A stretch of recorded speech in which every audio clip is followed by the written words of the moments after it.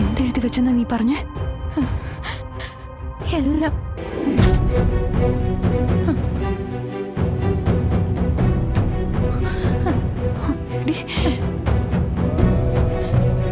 എന്നുവെച്ചാ puppy puppy എന്റെ മകളല്ലെന്ന്.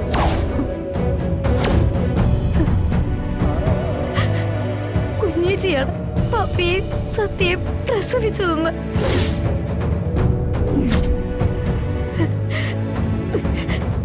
ഞാൻ വെറും പോറ്റമ്മയാണെന്ന്.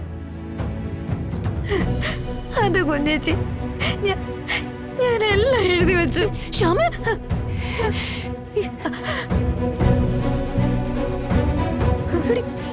ഈശ്വര, എടി ആ കത്തെവിടെ?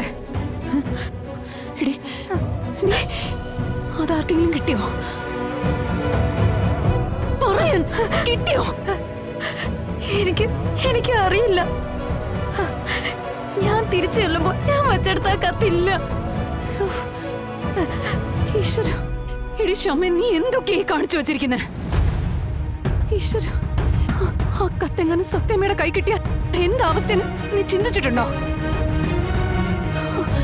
പോട്ടെ, എടി ഇനി രോഹിത്തിന്റെ കൈ കിട്ടിയിട്ടുണ്ടെങ്കിലോ? എടി, നീ ഒന്ന് ആലോചിച്ച് നോക്കിയേ. പിന്നെ എന്താ സംഭവിക്കുന്നെന്ന് ഊഹിക്കാൻ പോലും പറ്റില്ല. ഞാൻ എന്തിനു വേണ്ടി ഇതെല്ലാം ചെയ്തത്? അതിന് നീ ഒരു വിലയും കൽപ്പിച്ചില്ലെന്ന് ഓർക്കുമ്പോ മനസ്സ് കലങ്ങി പോവാ.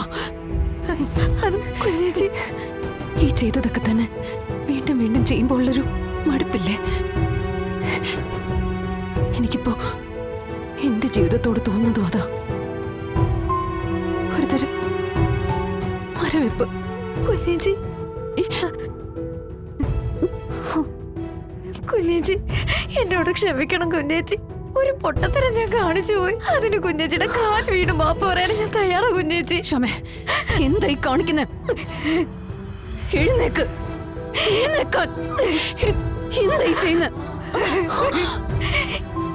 എനിക്ക് എന്റെ കുഞ്ഞേച്ചി സങ്കടപ്പെട്ട് നിൽക്കുന്ന കണ്ടിട്ട് സഹിക്കുന്നില്ല. ശ്യാമ,